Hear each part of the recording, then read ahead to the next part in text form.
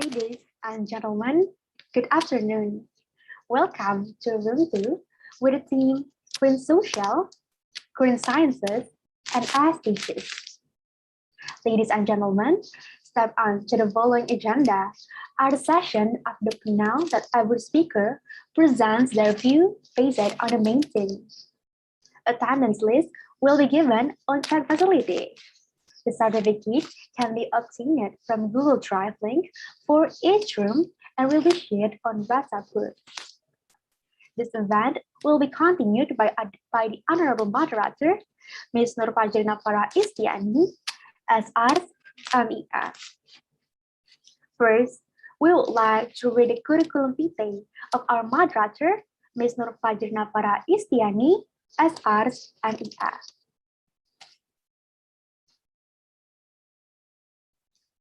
Kamari, can please help me to share the CV of our moderator?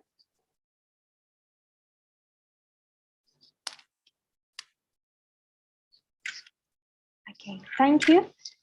So, Ms. Nur Fajrina Farah Istiani, SR MEA, for now is a lecturer of Department of Architecture, Faculty of Engineering of Pancasila University. She is an interior architect and an urban interior researcher, or NEA, with 9 years working experiences, both in professional and academic. Her design exploration combines drawing research analysis, material experimentation, and observing everyday life, which have been constant as strong design tools. She also developed an interest in urban interiors as a concept that has always fascinated me to her to integrate this course of interiority and the urban environment, especially those related to the creative participation of children and local community in the city-making process. And for her education, she is a Bachelor of Architecture in Interior Architecture of Universitas Indonesia, Depok, Indonesia, and also a Master in Interior Architecture, or MEA, and Pitzwart Institute, Rotterdam University of Applied Science, Rotterdam, Netherlands. So Ms. Nur Fajrina Farah Istiani, the time is yours. Thank you very much for the host for the time. And ladies and gentlemen, I would like to welcome you again to the room 2 with the theme Green Social, Green Science, and SDG. For now, I would like to read for the CV for all the speakers. Please help me to share the screen for the curriculum vitae. Our first speaker here is Mr. Rizal Aldamar. He is a chair of the board executive of Philanthropy Indonesia. He has a growth mindset with 25 plus years of unique experiences with leading private and non-profit sectors in international trade and business development, sustainable development, environment and conservation, managing and developing diverse local as well as international teams, impact investing and entrepreneurship capacity building for micro, small, and medium business. He also a strategic thinker and able to envision end-to-end processes, see interdependencies and harmonization, discipline in execution, and experience in leading change. Mr. Rizal also has a lot of expertise in broad management, stakeholder relationship management, strategic planning, financial management, sustainability, team building, program and people development, business development, international trade, project operation and dashboard management, certification in RSPO, CFSC, MSc, ASC, Accountability Framework Initiative, Creating Shared Values, Corporate Social Responsibility, and Strategic Communication. Now he is as a chair of the board of executive in Philanthropy Indonesia, and also as a volunteer in Tropical Forest Alliance hosted by the World Economic Forum as Regional Director for Southeast Asia region. And for the second speaker here is Tan Sri Dr. Nur Aiman Skindar. He's a lecturer at the International Islamic University, Malaysia. And now he is a lecturer in Manufacturing and Materials Department.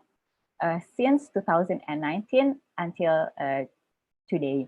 And he has a teaching experience in engineering drawing, manufacturing processes, Project 1, Project 2, rapid prototyping, workshop technology, and also as a seminar coordinator. He has also other responsibility as a chairman of Advanced Manufacture and Materials Technology Research Unit, and also as a vice chairman of Agile and Sustainability Manufacturing. And he is also a committee member of Center of Unmanaged Technology, and he also a technical committee of material lecture competition in 2021, and technical and publication committee for 4th International Conference on Advance in Manufacturing and Materials Engineering in 2019.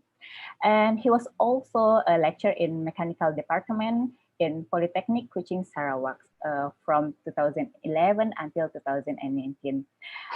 He was teaching in various subjects such as CAD, computer aided design, material technology, occupational safety and health strength of materials manufacturing system, and workshop technology. He also involved in practical teaching for manufacturing workshops and student projects. And for the third speakers is a Professor Dr. Sri Widyastuti, Sarjana Ekonomi, Magister Management, Magister Science. She is a Vice Rector for Academic Affairs at Universitas Pancasila. She did a doctoral degree in Faculty of Economics and Business, Pajajaran University, in doctoral program in economics, and her research concentration in business management. And she also did a master program at University of Indonesia in Islamic Middle East Regional Studies. She also focused in Islamic banking management. And she did a master program also in the College of Economics, IFWI Jakarta, with a field marketing management. And she did an undergraduate program at the Islamic University of Indonesia, Yogyakarta, with a focus on corporate management too. She got several grant and scholarship, and this year she got the matching fund program of the Ministry of Education, Culture, Research and Technology of the Republic of Indonesia. I think that's all of the introduction for all of our speakers.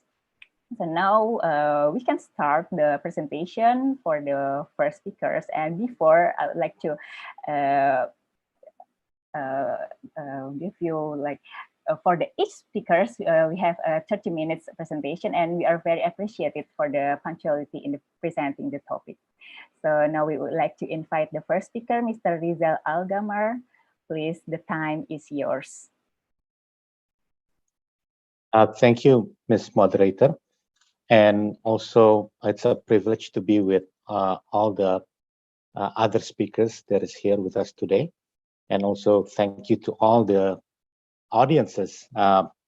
Welcome to this webinar on the international webinar from the University of Pancasila on technology innovation and the implementation for Green Campus based on Sustainable Development Goals. Yeah. So let me begin my presentations. I have given a topic on funding for Sustainable Development Goals research. So although I'm from two different organizations, but today I'll be speaking on behalf of Philanthropy Indonesia. I hope everyone can hear me. Yes. Yes? Yeah, okay, great. Okay, thank you. So let me, if operator can go to the next slide, please. Let me just begin by introducing Philanthropy Indonesia. So our FI in short, yeah, FI was established in 2003, yeah. And that time, the establishment of FI was seen to be on how we can engage the broader sector of philanthropy in Indonesia to discuss and co-create a shared agenda to advance the development of the philanthropic sector in Indonesia. And today, Philanthropy Indonesia, we have about 113 or 14 members, yeah, consisting of 49 individuals, high net worth individuals, as well as 63 foundations, family foundations, corporate foundations, all from Indonesia. Yeah. And Philanthropy Indonesia is an independent nonprofit organization. It's like a association of all philanthropic organization or individual who's passionate in philanthropy that is in Indonesia. It's a member-based association. We don't execute a program directly, but we work together with our members and partners to build the ecosystem for philanthropy in Indonesia. Although we are not a grant-making organization, there is an organization that provide funding to other organizations, to individuals. Yeah, we don't do that, but based on the recent development, which is we have our strategic plan was just approved by all the members. So starting 2021 onwards, we will be transitioning towards a grant making services. Yeah, there is an underlying conditions of why we're doing that. Yeah, because we see that Indonesia is so wide, so huge, and most of our programs and our members programs are based on Java and Sumatra Islands, and we want to reach out throughout Indonesia. Yeah, so and that's why we would like to see other organizations outside of Java and Sumatra to be developed as well. And in that sense, we are going to be transitioning towards a grant-making organization. Yeah. So Philanthropy Indonesia exists as a liaison, as a bridge, and a reference for all resources, partnerships, and projects related to philanthropy in Indonesia. Next slide, please. Our mission is really about, on how we can build a strong ecosystem of philanthropy in Indonesia. What do you mean by a strong ecosystem?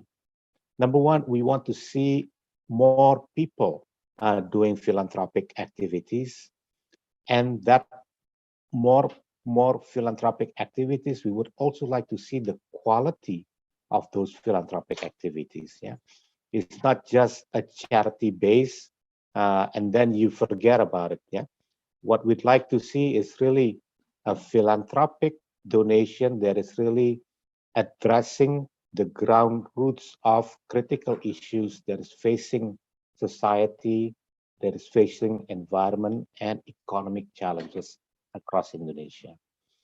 And what we'd like to do going forward, yeah, is to be becoming the best and measurable and trusted philanthropy hub in Indonesia. I will explain further what is a hub. Next slide, please. This is just some basic numbers about who we are. And we are growing, an organization that is growing. We have grown in our members, in our outreach, and in our advocacy, yeah, in terms of building an ecosystem for philanthropy in Indonesia. Our funding base is also growing. And I think going forward, as we are transitioning towards a grant-making organization, we have been in contact with many foundations globally, yeah, mainly from Europe and the US, to seek our expertise, our knowledge on how we can deliver more funding towards a diverse network of foundations, communities, indigenous people across Indonesia. So we'd like to see that happening in the near future. Next slide, please. Now, the hub, I mentioned that we want to be the best measurable and trusted philanthropy hub. So in the hub, there's going to be 4 components in Philanthropy Indonesia. But I think what is relevant to this webinar is about the first three, actually. On the Philanthropy Learning Center, we are creating a center where we can help build capacity of our members, our communities, so that they are more advanced in delivering programs. But not only in delivering programs, we want to make sure that they are also understand on how to measure impact, because that's one of the critical weaknesses that we see across many NGOs, many foundations across Indonesia, that how do you measure the impact, and how do you report the impact to the, for example, to the government in terms of achieving or creating impact on sustainable development, so that the impact can be recorded as part of their contributions towards national strategy for sustainable development goals. The second center is about research, publication, and policy center. And I think this is most relevant to this topic that I have been given, where we would like to develop research on philanthropy trend in each of the 17 SDGs. This is a quick research to see the trend, but we want to make sure that we continue doing research on the trends, and then we store the data, the publication in the hub, so that everybody can access it. Because now it is quite difficult, despite that the many research and publications, you still need to Google it and then find it in different places. But for us to be becoming a hub going forward in the future, in the near future, that everything is going to be available in the hub. And then we also want to develop a philanthropy outlook. What is the outlook of charitable giving in Indonesia? Indonesia is actually, maybe some of you will be surprised, but based on global research, Indonesia is actually it's rated #1 as the most charitable country globally. In terms of the amount of giving and the amount of people giving across charities. But still, many of the giving is still on religious beliefs. Which is very good, but we'd like to advocate that to expand further, for those charitable giving to be provided in other sector as well. We also would like to develop policies, not policies per se, but policy recommendations that would help the government to see on what are the gaps in creating the enabling ecosystem for a robust sustainable development goals implementation across Indonesia.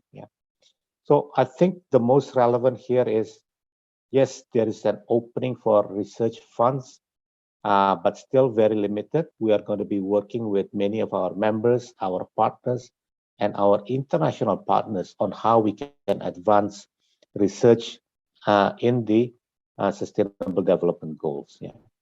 And the third is about SDG funds.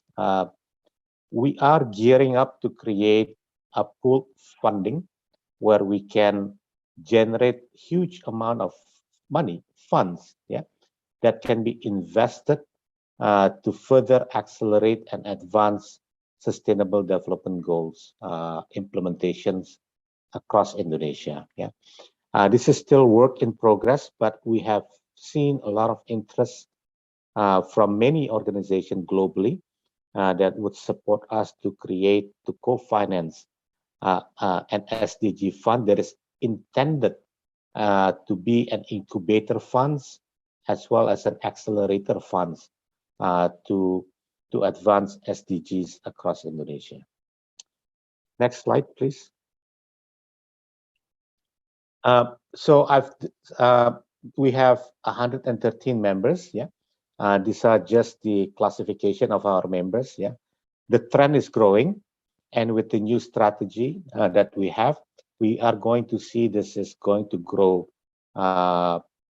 exponentially across Indonesia, as well as our next strategy is to really involve corporate sectors, yeah, because right now our members are only consisting of individuals as well as foundations, but starting January 2022, we are going to be inviting corporates to become part of our movement to strengthen the philanthropy ecosystem in the country.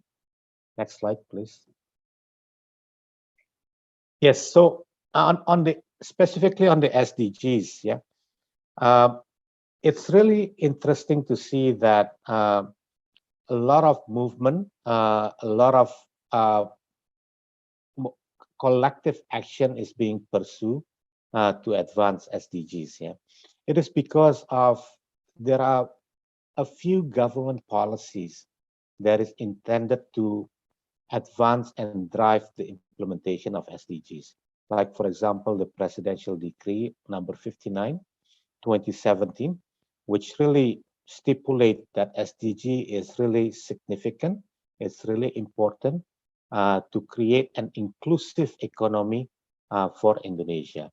And now it's included in our mid to long-term development plan in Bapenas. Yeah. Next slide, please. The research and SDGs development in Indonesia, as I mentioned, there's so many publications across Southeast Asia, over 30,000 publications. But the difficulty is that you need to Google them, find the relevant research that is appropriate to you. Now we want to create that hub so that people can really, we can work together collectively, co-create the research agenda, but then we store it in the hub so that it is available to the public going forward. Yeah, and there has been a strong development of SDG study centers and SDG centers in Indonesia. Since 2015 or 2016, there has been about 13 of such centers across Indonesia. And it's an opportunity for the public to work together with them, or to enter into a capacity building program with them, or even for university to partner up with them to be able to co-create a research agenda together with these SDG centers. Yeah. Next slide, please. So how do we fund SDG research? But let me just briefly mention about some of the key issues on the research and SDG development. From the government perspective, which I have been able to discuss multiple times, there is a strong need from the government side that to see, even though there is a mainstreaming of SDGs across the country. There is the RUN SDG, National Action Plan for SDG at the national level. There is also Regional Action Plan for SDG at the sub-national levels. Yeah. From the government perspective is that how do you quantify the impact on the ground at the village level, at the district level, even at the sub-national level. Now, I think if we can co-create a research agenda in quantifying the impact on the ground, you know, so that the government feels that their budget that they are spending on SDG is creating huge impact to the people. Yeah. So I think there's one need there. Number two is about philanthropic institutions. They also require that impact studies, yeah, and how they can, create a shared agenda with the current program that is already running on the ground. It's not to reinvent the wheel or to create a new program, but how, if I'm a corporate, how can I join an existing program, and how can my investment could catalyze and accelerate the impact of SDGs. So that's one other aspect if you see from the perspective of foundations and corporations. Yeah. Next slide, please.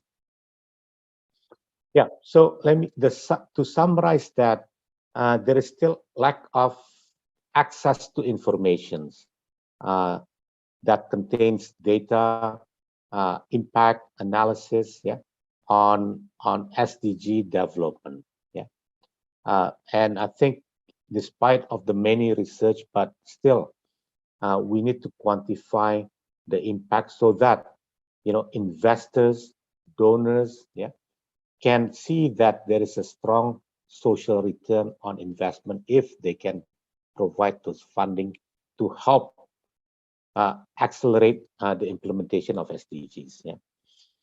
And for the government side, if they can show that their funding to the subnational level is creating huge amount of impact, this kind of feedback is very important from the perspective of donors and investors. Next slide, please. Yes, so I think this is my final slide. Yeah, so there is a huge opportunity for funding. Yeah, and we are, as Philanthropy Indonesia, we are gearing up to create that center and to co-create the agenda to advance the research, the trend, and the philanthropic outlook in Indonesia. And from the international donor perspective also, that there is a trend. It's not that the trend going forward is not one-to-one or business-to-business giving, yeah, but it's one-to-many. They would like to see that the grantee, that the funding is being given, they are embarking on a multi-stakeholder approach. Yeah, they are able to mobilize collective action, or in our culture we call it gotong royong. They would like to see those kind of initiative going forward, because they believe that multi-stakeholder collective action or gotong royong would be able to create, to accelerate the impact, and it will also create a multiplier effect on the impact to the people. Next slide, please. Yes, that's my last slide. These are my contact address if you'd like to ask further questions about SDG funds, please do contact me.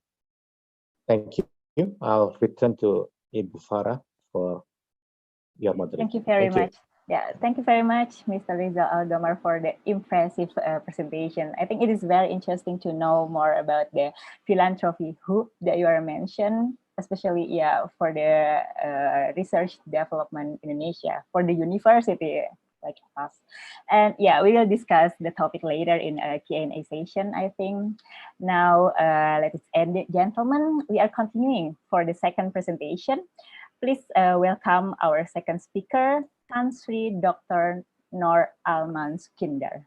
The room is yours. All right, thank you. So can you hear me? Is it clear? Yeah? Yeah.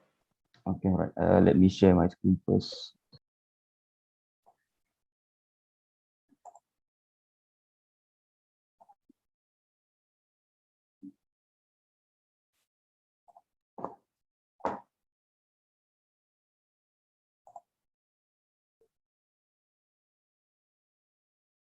Right, Bismillahirrahmanirrahim. A'udzubillahi minasyaitonirrajim. Bismillahirrahmanirrahim. Assalamualaikum warahmatullahi wabarakatuh, and a very good afternoon. Selamat petang. First of all, thank you to our moderator, Ms. Nur Fajrina, our speaker, Mr. Rizal Algamar, Chairman of the Indonesian Philanthropy Board and Director for Tropical Forest Alliance and World Economics, and Professor Dr. Sri Vidya Stuti, Vice Rector, Universitas Pancasila, and all these participants. I believe all the participants here today will get a valuable knowledge with a very good speaker. It's a very interesting sharing session by the Mr. Rizal just now. And first of all, I would like to thank you to University of Pancasila for inviting me to this very beautiful international webinar. Indeed, it's a great honor to be here. And I've given the topic which related to the SDG number 9, industry innovation and infrastructure. But my project is actually also related to the SDG as well, like SDG number 12 and SDG number 17. I will go through my projects with how that my project is actually contributing to the SDG number 9, SDG number 12, as well as SDG number 17. So my topic today is implementation 3D printing technology in food industry. Now we are talking a lot on the 3D printing technology. It's a good alternative for the industry, especially in manufacturing industry, to reduce overall cost for the manufacturing. And one of the good alternatives is by implementing the 3D printing technology. And this project is actually between MTech or Advanced Manufacturing and Material Technology Research Unit, Kuliah of Engineering, IIUM, also with the company Organic Gains Berhad. And this is the project which is between the academia as well as between the industry.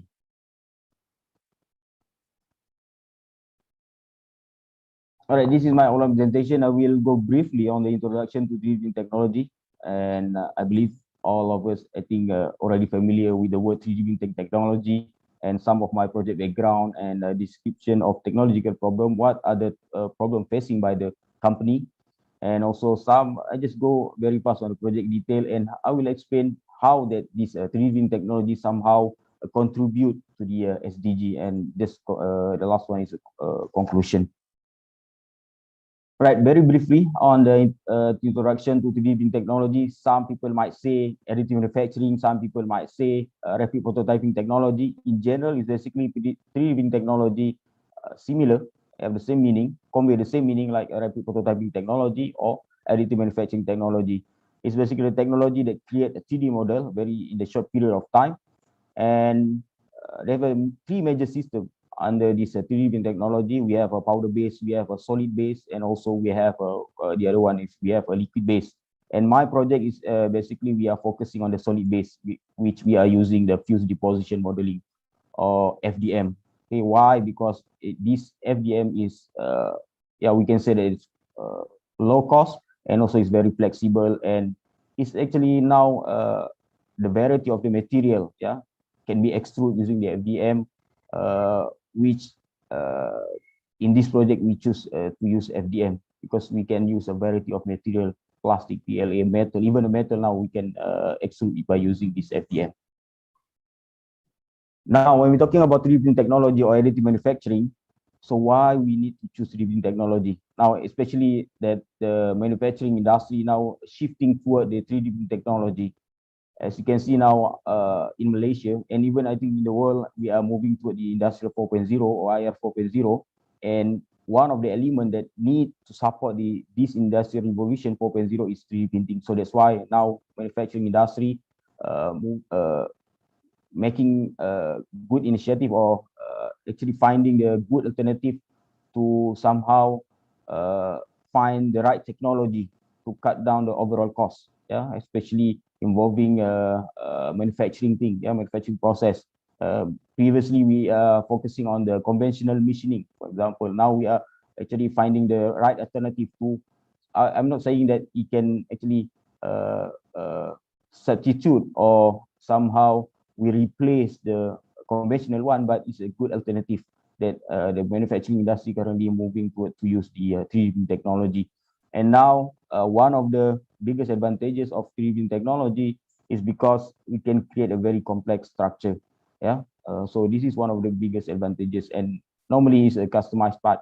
We need a lot of complex structure with hanging parts and so on. So which means that normally if you are using normal conventional machining, is quite difficult, and some of the design or some of the object is can be it's not possible to use a conventional machining.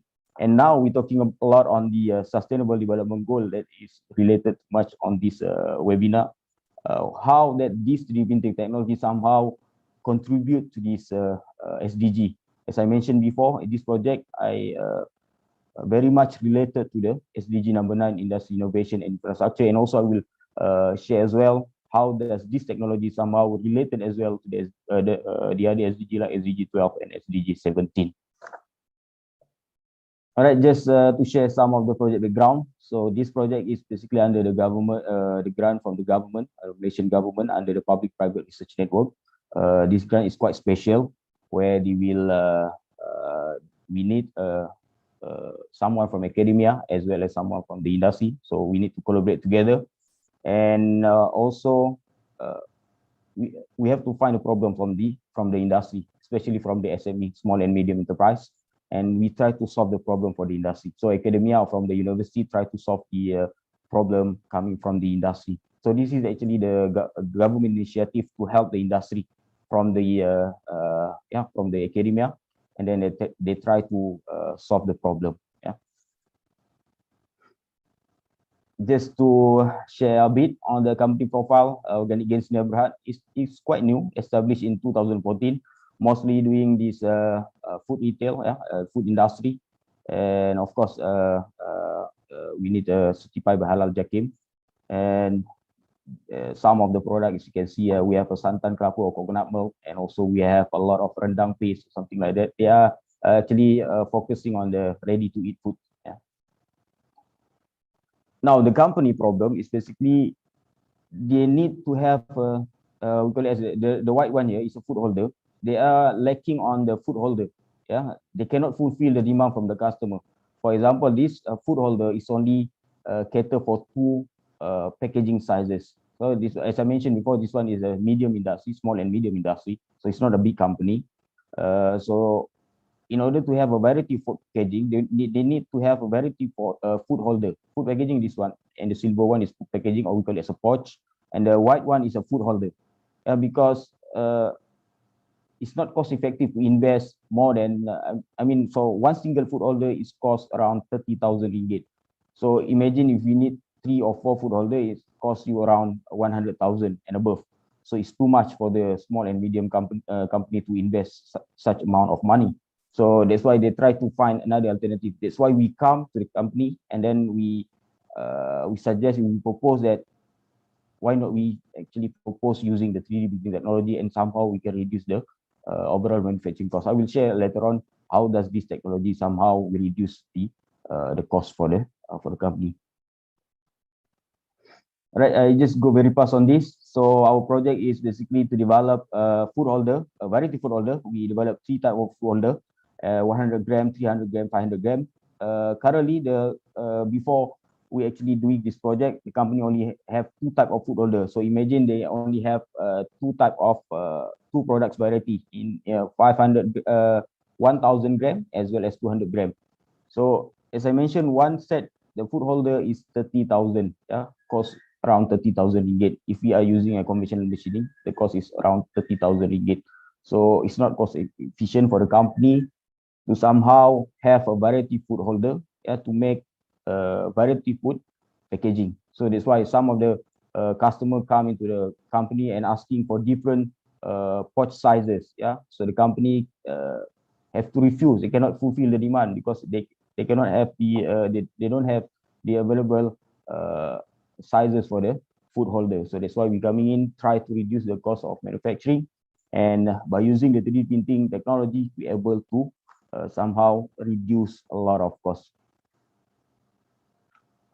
So some of the project value, it's mentioned, it's quite simple. If you see the design of the food holder, quite simple, but it's actually it's quite unique. Different pouches need different food holder, and we offer low cost, fast product delivery, flexible process, as print on demand. As I mentioned, this is one of some of the advantages. If you are using or if you are implementing 3D printing technology, you can get all these kind of advantages.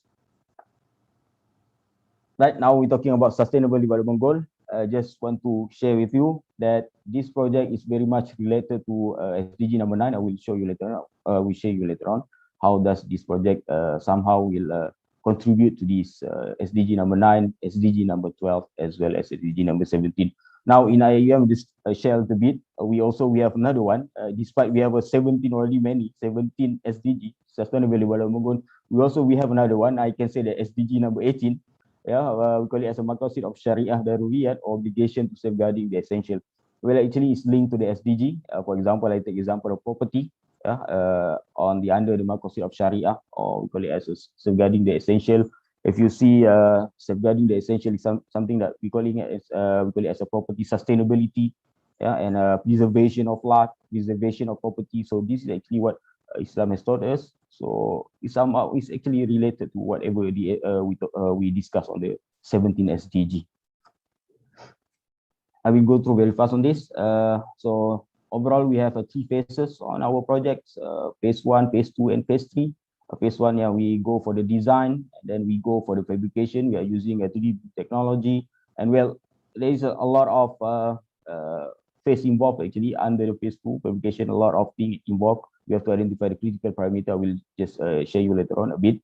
And then the last one, we did a lot of tests. We did a lot of tests, and finally, after getting approved and okay everything, then we install in the filling line or in the production line. This is some of the critical criteria I just want to share with you. I don't want to go into deeper in this technical aspect. We have to ensure the ceiling level is according to the guideline. Must be 80%. The design must be 80%. Some of the other critical criteria like elbow length, air pressure, we need to observe all these kind of things to ensure that this food holder runs smoothly in the production line. It's quite simple. If you see from the design, it's simple, but then even the small thing here, the dimension is very specific. Even if too wide, the pouch will misplace, and too tight cannot be opened because it involves a lot of things, sensor and everything. I don't want to touch on that. I just want to share some of the food holder design, what we have to consider on the design. And this is example fabrication of food holder using the 3D technology. And this is the testing we did in the company or in the factory, together with the technician as well. So we did a lot of tests, and I just want to share with you this video. This is the testing that we did. This is an example. So it's successful. You have to ensure that this pouch is open successfully. We have a lot of sensor here coming in. This is the nozzle. And then this one is for the 300 gram. Just to share with you. The pouch is a bit bigger. To ensure that everything is okay.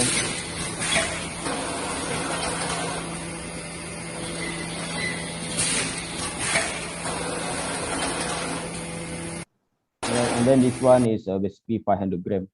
So we actually propose 3 types of food holder company. So this is actually doing the testing for 500 gram. All right. So overall, we deliver 3 types of food holder. Not only one, but it's actually one set. One set is consists of almost 80. So 100 gram we deliver 80 set of food holder. And this is I just want also to share with you how does the production going on in the production line. I'm actually speaking in Bahasa. I think everyone is understand, but I already put some of the summarize here on the right side of my screen. I just inilah tempat pos itu terbuka, dan kemudian dia akan pergi kepada filling line, dan seterusnya peringkat ketiga yang terakhir akan pergi kepada untuk sealing. Dan kita lihat food packaging telah di-seal dengan baik, dan di sini adalah tempat produk dihasilkan yang terakhir. Dan di sini juga kita akan cek dari segi kualiti dan sebagainya. So just want to share with you, this is how actually the production run in this production line.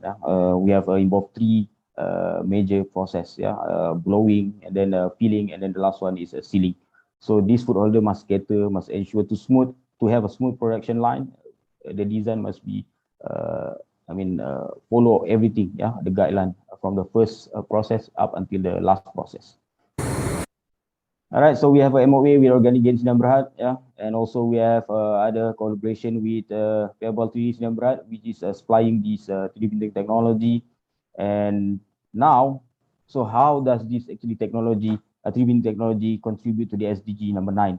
So as you can see that previously the company implementing the what we call this conventional method of machining. So as mentioned, is cost you around 30,000. So now we are coming to the company, and then we propose to implement 3D printing technology and reduce a lot of costs. So as I mentioned, 3D printing technology is one of the elements in IR 4.0, which somehow will boost the economics, will reduce the cost, and eventually will increase the company profit, which is very much related to SDG number 9, industry innovation and infrastructure. And again, as I think I mentioned, one of the advantages of 3D printing technology can reduce a lot of waste, yeah, material waste. It can reduce a lot of material waste. So it's actually very much related to SDG number 12, responsible consumption and production. And also in this project, we are using biodegradable and biomaterial, which is friendly environment. And again, it's related so much to SDG number 12, responsible consumption and production. This is how actually our project related to the SDG on the SDG 9 and SDG 12. I will also share some comparison on the invention, yeah, on our projects before and after. I mean, the existing product that the company, previously the company, yeah, for the company, and then the invention that we actually proposed to the company. Yeah, the previously they are using the conventional machining. Now we are actually changing to 3D printing technology. Yeah, and then the existing product is a high cost, and then we actually reduce the cost. And then they are using the previous method. Actually, they are if they are implementing the conventional, they are using high material consumption. And by implementing the 3D printing technology, you can reduce a lot of material consumption. So this is how these two comparison related to the SDG number 9 and number 12. Now, if you can see clearly, this is the production cost before and after. So before mean if you are implementing the conventional machining, conventional method, and then if you're implementing the new technology, 3D printing technology, can you see 384 ringgit before for one single food holder, and then we can just after we are implementing 3D printing technology, we can just reduce the cost of 14 ringgit. So 384 ringgit, I think in rupee, I think in rupiah, I think is 1 million something, yeah, 1 million something. All right, and then the production time also before is can say that overall manufacturing time is 1 month, and then after we implementing the 3D printing technology, we only take 1 week. Yeah, this is actually involving all the process steps involved in the 3D technology. Yeah, you can see clearly from the graph production cost per unit as well as production cost for production time. Yeah, complete for the food holder. As well as I want to touch a bit on the SDG 17, how does this actually the project related to SDG 17? Well, actually, I think almost all project we need some partner. Yeah, in order to achieve our goal, we need to collaborate. Yeah, we need to work together. So that's why any project actually involved is very much related to the SDG number 17, partnership for the goal. Yeah, some activity with the partners.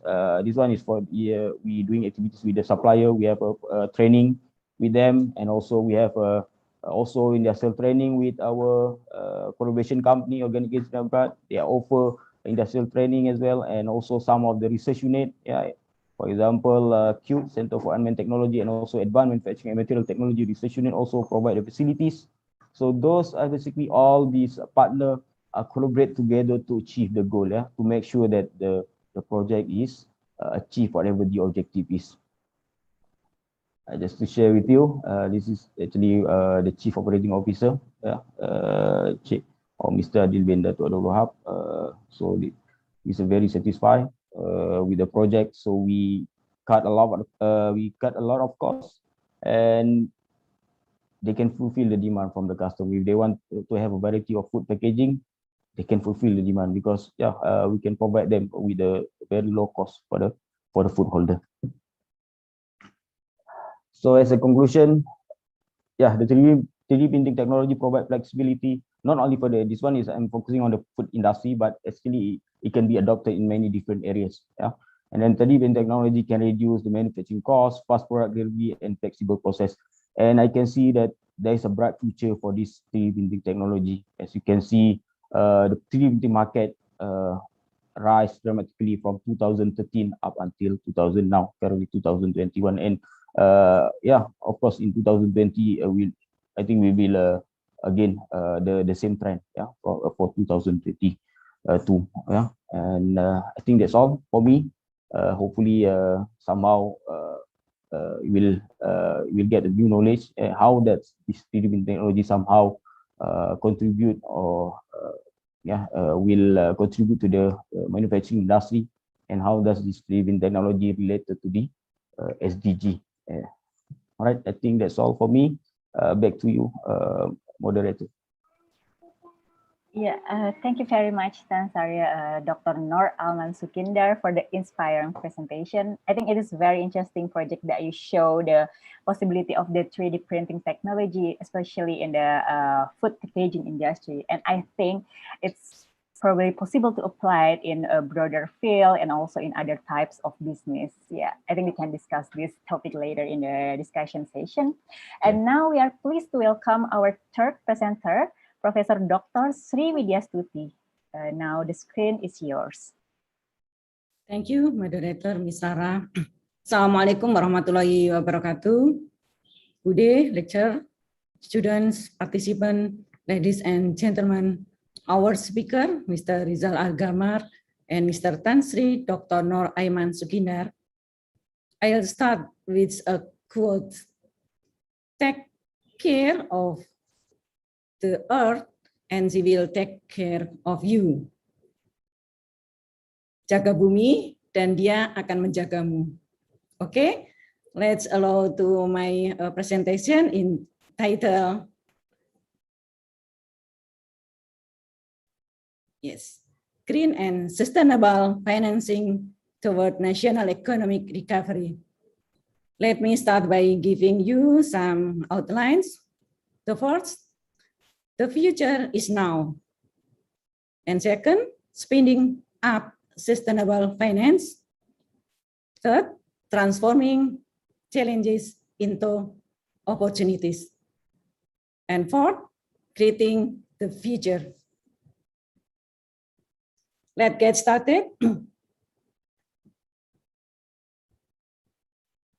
President Jokowi said in Abu Dhabi Sustainability Week 2020, we are looking forward to welcoming you to invest in Indonesia in the future, where we are concerned with renewable energy and clean technologies to create sustainable living.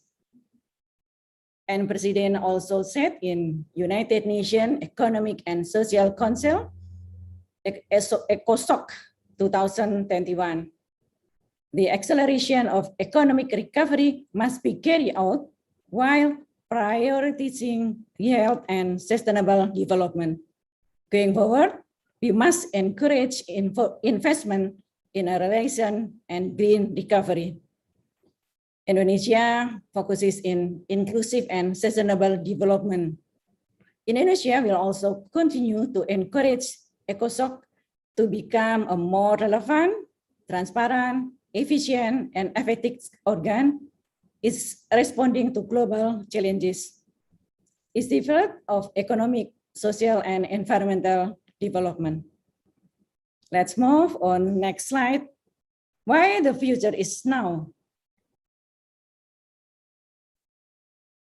The impact of climate change has been experienced by the global community. Unbalanced natural cycle has led to increase in environmental and social problems. While the global community is struggling with the COVID-19 pandemic, climate change is allegedly capable to increase the variable of weather patterns that could speed up the transmission of disease. The COVID-19 pandemic that is taking place in all parts of the world has triggered an extraordinary crisis at the same time, has become a momentum for all parties to evaluate the importance of implementing environmental, social, and government aspects in all development activities. There are several challenges to be addressed when it comes to transforming a sustainable mindset. Collective cooperation to mitigate and adapt to climate change is believed to be a main solution in ensuring supporting investments are in line with sustainable principle by integrating environmental, social, and governance aspects. Financial service sector could play a role in accelerating economic recovery process by transforming conventional business process into sustainable ones. The process could be done simultaneously with current technology advances, responsibility economic growth in an integral part of sustainable development goals.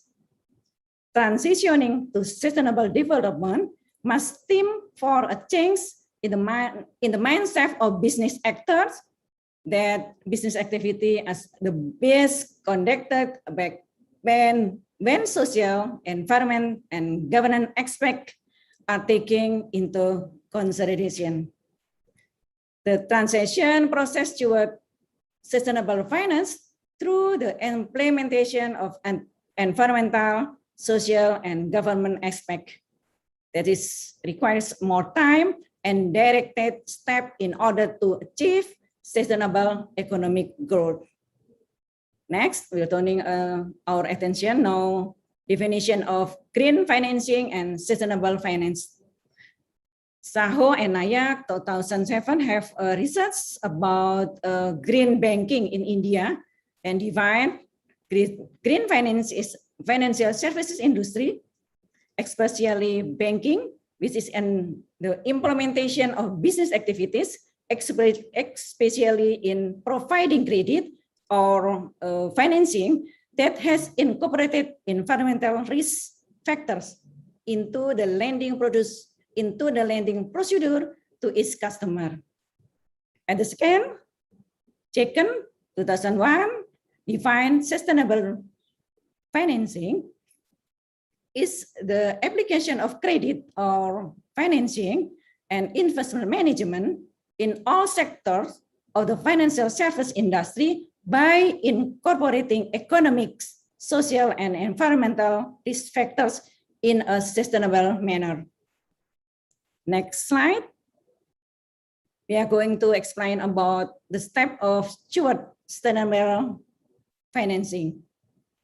The first step, this text indicates that the financial services industry is still carrying out conventional financing and investment practice.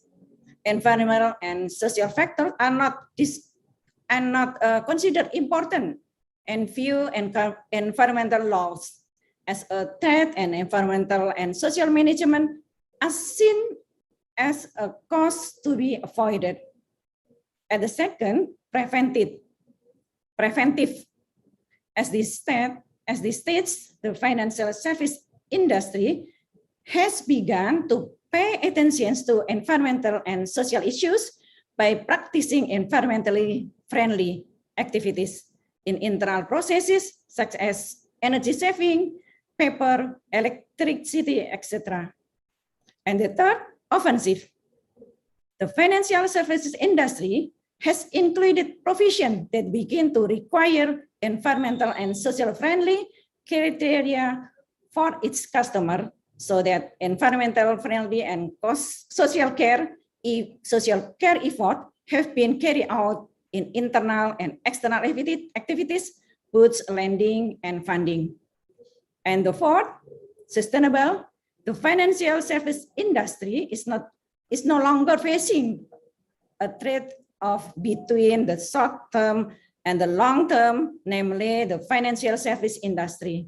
They are not only pursuing the highest internal rate of return, but also the highest sustainable internal rate returns. So now let's next slide. We're going to explain about sustainable development diagram. Why no longer an option but a must? The important aspect in sustainability development as the triple down line: people, profit, planet, plus governance. Starting the social aspect, namely people, in the triple bottom line concept, the people refers to all possibility stakeholders. It even includes future generation that might feel the impact of the company doings. The social pillar or people consists of government support, health, education, security, housing, and population. This includes the company employees and stakeholders, as well as its customers, affected communities, and people at the every stage of the supply line. And the second aspect is profit that form economic structure, consumption and production pattern, food security, energy resistance, and infrastructure connectivity. And third aspect is planet that form atmosphere, land, ocean, sea, clean water, and biodiversity. These aspects in an important part of green economic, which is defined a low of carbon, resources efficient, and socially inclusive. In a green economic, employment and income growth is driven by public and private investment into economic activities, infrastructure, and assets that enable reduce carbon emission and pollution, increase energy and resources efficiency, and prevent loss of biodiversity and economic ecosystem services. The people, planet, profit theory hold that a business must ensure that all people affected by it will benefit in some way. The various activities of a corporation, from building new facilities to utilizing its supply chains, have monumental effect on the environment. That's company profitability was supported by its commitment to sustainable environmental practices and policies. Indeed, eco-conscious consumers have been putting increased pressure on companies to adapt to greener business models. The greatest challenge is to implement sustainable finance is to convince business player and society that is performing activities that generate a profit. And fourth aspect in the diagram, governance, that formats institutional and actor capacity. 21 century emphasis on other stakeholder values aside from pure bottom line net profit has led to the growth in triple bottom line thinking. If you could focus balance corporate behavior to include people, planet, and profit, transforming contemporary corporate governance models. This is a foundation, the Sustainable Financing Roadmap 2020 until 2025, which has become an integral part of the blueprint for future development of Indonesian financial service sector. So next slide, I'd like to illustrate about climate related risk. Transitioning to a low carbon economy is not without risk. Therefore, this transition must be carried out in an orderly manner so that risk can be managed properly. These risks are physical risk, transition risk, and label risk. Physical risk stem from climate change phenomenon that could cause property damage, reduce productivity, and disrupt business processes. During transition process, there are also risks that need to be mitigated, such as changes in policy, technology development, and consumer behavior. Liability risks appear in the form of legal costs and claims resulting from activities that disregard climate-related risks. Next slide, describe about principal sustainable finance in Indonesia. Next slide, please. This is sourced by Sustainable Finance Roadmap PAIS 2, 2020 until 2025, the future of finance. These 8 principles serve as the basis of financial industry player in developing their activities. OJK, Otoritas Jasa Keuangan, requires players in the financial service industry to devise a strategy that contains the implementation of environmental, social, and governance principles in their business plan, and to submit a public report containing the implementation of the environment, social governance principle. OJK has classified a number of sustainable business activities categories. These categories will serve reference for classification of the green sector for the financial industry, and the hope that it will expand the portfolio to support sustainable finance development. How to change transforming challenges to opportunities. Next slide, please. The implementation of sustainable finance in Indonesia is still faced with several challenges, including low level of understanding and participation of the financial industry. The financial industry is still of the view the implementing a sustainable business translate into additional costs. The future business actor is general still oriented towards short-term profit.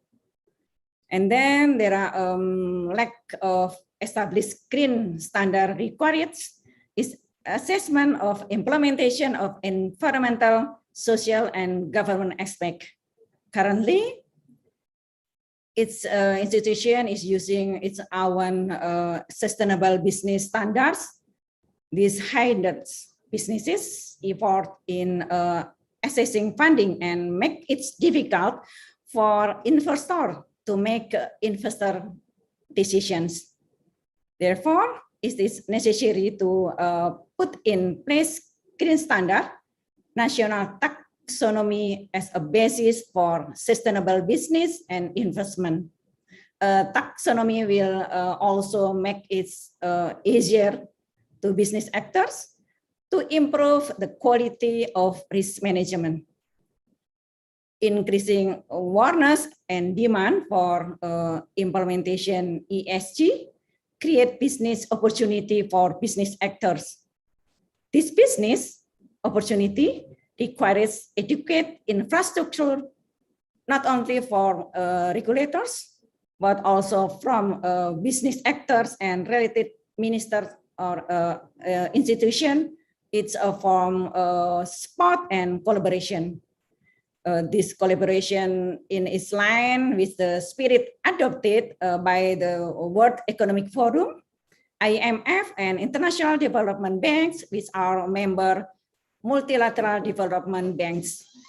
The collaboration will certainly be a common structure for all parties in implementing the sustainable finance initiative in Indonesia. Next slide describe about ecosystem of sustainable finance in Indonesia. The Sustainable Finance Initiative developed through the roadmap PAIS 2 will integrate 7 major components in one ecosystem, which consists of the following: policy, development, various policies to support sustainable finance. And 2, product, developing various types of sustainable finance product and services. 3, market infrastructure, developing technology and information infrastructures supporting sustainable finance. And 4th, coordination among related ministers and institutions, improving coordination and exchange of information among ministers, institutions, and other stakeholders. And then non-governmental support, ini support from the supply and demand side, research, expert research center and universities and international institutions, and as well as membership in international forums for future development of sustainable finance initiatives. And then human resources, developing internal and external capacity through massive and structured capacity building program, and awareness through developing a communication strategy for sustainable financial initiative to reach out to financial industry and related stakeholders. Next slide about how to creating the future. A change in paradigm for business as usual to sustainability has become necessary for the future.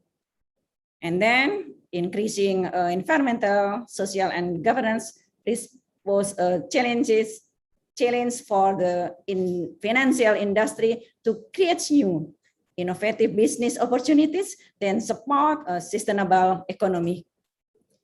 Challenges is sustainable business activities could be addressed to establishing a sustainable financial ecosystem that consists of 7 components: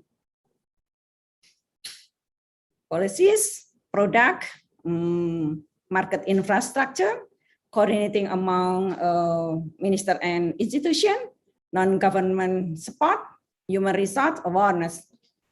Now about climate finance as a green funding markets opportunity. Next slide, please. Yes. This is explain about climate finance. 21 countries with 89% greenhouse effect. Greenhouse effect values need emission reduction pattern, need $23 trillion in climate investment by 2030. Bank can play a role in providing green portfolio loan of 7 to 13% on 2030. Green banking will open up opportunities to improve performance for banks that are able to compete. The realization of an environmentally friendly economy will become a capital incentive for banks because it raises the need for system and special expertise in its implementation in order to raise interest of the industry on sustainable finance. OJK also issued a regulation coupled with incentives for issuing green bond or sukuk. This regulation has been utilized through issuance of number green bond amounting to $3.72 billion. The future, OJK also provides incentive for the development of battery electric vehicles. In addition, OJK also conducted a series of awareness program to improve the industry understanding on responsibility economic activities. And next Slide, please. State budget also support in climate change control. Tax and custom facilities ini to stimulate the development of renewable energy and clean technology. And the ministers and agencies budget for climate change mitigation and adaptation, planning and budgeting system to track minister agencies spending related to climate change mitigation and adaptation. And then transfer to region and village fund indirectly support climate change adaptation action effort in the regions. Non-physical the specific allocation fund dan dana alokasi khusus, and then regional incentive fund, village fund, ecology-based fiscal transfer, and innovative financing for sustainable development. This is strengthening the financing of green infrastructure and deepening the Islamic financial market to the green bond or sukuk framework. Launch of the SDGs government security framework, SDGs bond, to strengthen the achievement of the SDGs targets. Next slide describe about tax policy to encourage new renewable energy investment and reducing motor vehicle CO2 emission. Like that, tax holiday, tax allowance, value-added tax facility, import tax facility, and PPNBM motor vehicles.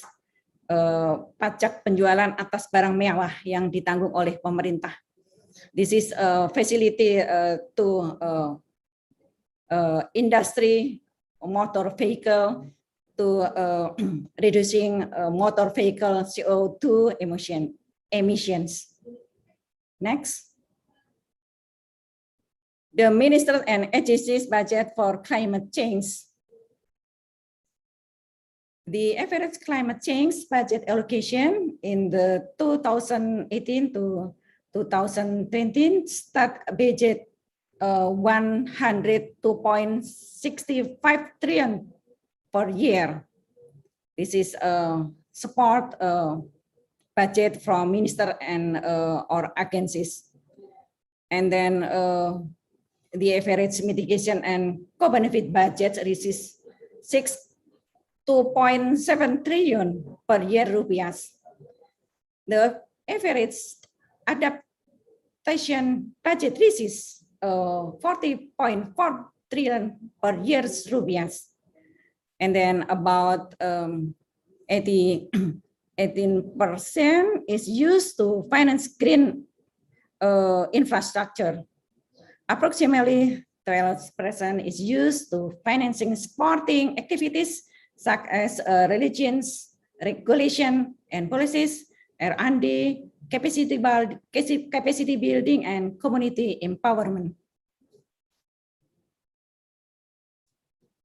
The portion of climate change budget in the APBN has a downward trend. It is necessary to strengthen commitment to climate change in the work plans of the minister or agency in the future. We will come to last slide, sustainable financial achievement in Indonesia. Next, please, slide-nya. This is 30 banks and PT SME have joined the Indonesia's Sustainable Finance Initiative to support the implementation of sustainable finance. Green Sukuk have financed green project in 5 eligible sectors: renewable energy, energy efficiency, waste to energy and waste management, relations to climate change for higher vulnerable areas and sectors, disaster risk reduction, and sustainable transport. Issues of global green sukuk 750 million, and retail green sukuk 5.4 trillion rupiahs. Issues SGD bond 2021 500 millions. And finally, the presence of opportunity for financial institution to take part in sustainable development through sustainable financing. Financing institution could also take advantage of the changing global trend in investing. More and more investors require their investment to be placed in green product. In addition, we are also witnessing rising demand for environmentally friendly product and services. And the current COVID-19 pandemic situation has made us realize that the implementation of sustainable finance is supporting responsibility growth must be accelerated.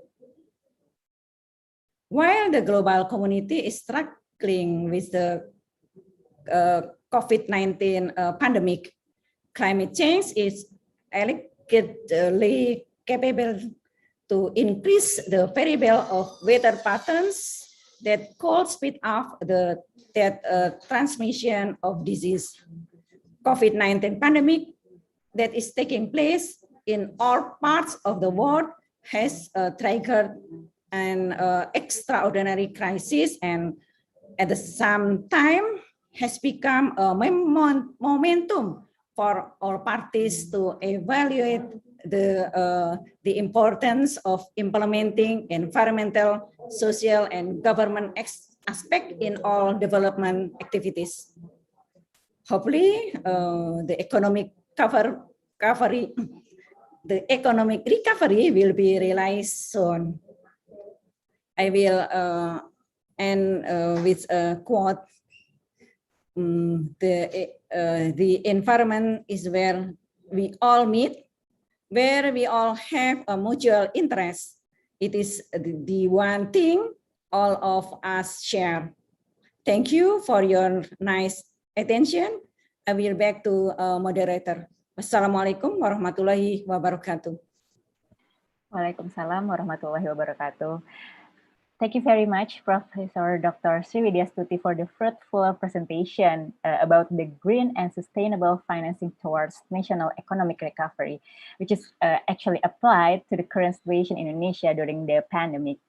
So for now, I will invite all the speakers for the Q&A session, and also for those participants who want to ask the question, please raise your hands so I can invite you here.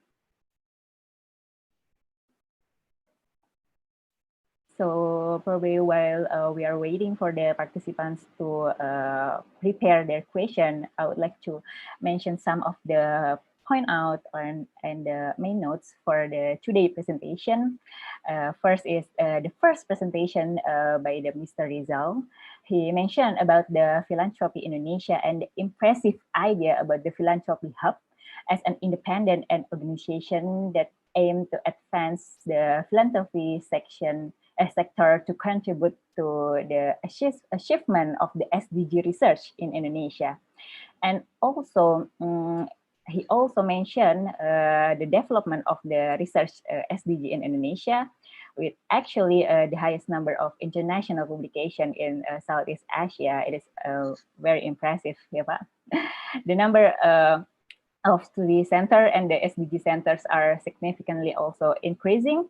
But however, there is still lack of related to the access of information and the funds itself. Yeah.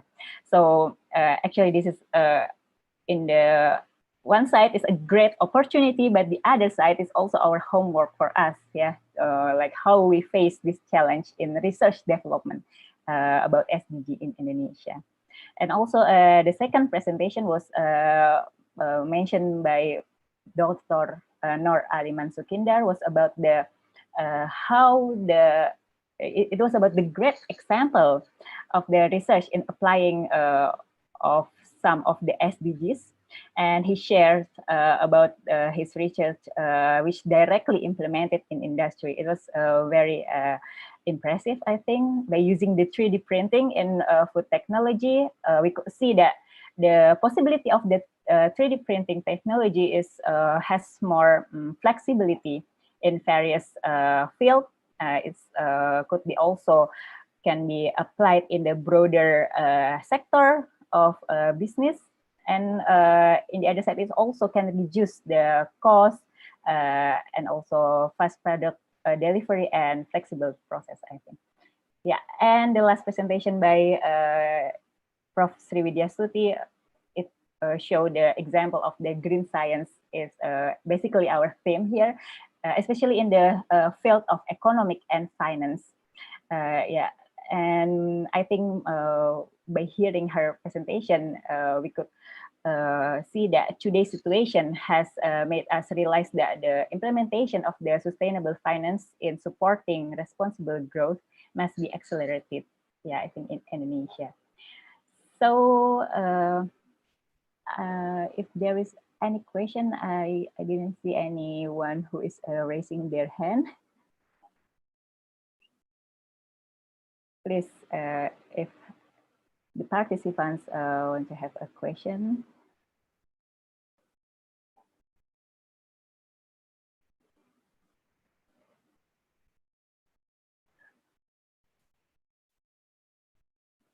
Or yeah, maybe I can also start with my question if there is a participant not relying their question yet. I have a question, especially for the first presenter, Bapak Rizal sorry, Almagar. Yeah, it is about the because you mentioned about the lack of the SDG research in Indonesia, and how Philanthropy Indonesia can face this challenge, and how the especially the academia, like the Civitas Academia, can access the hub, the idea of hub that you mentioned in your presentation. Maybe that's the first question for the Bapak Rizal. Thank you, Ibu Moderator.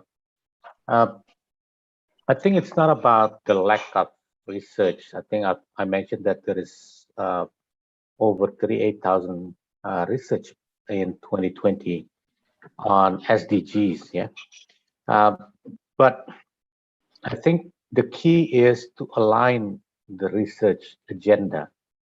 That's one. Number two is to co-create the agenda together with the key stakeholders that you want this to be addressed. Yeah.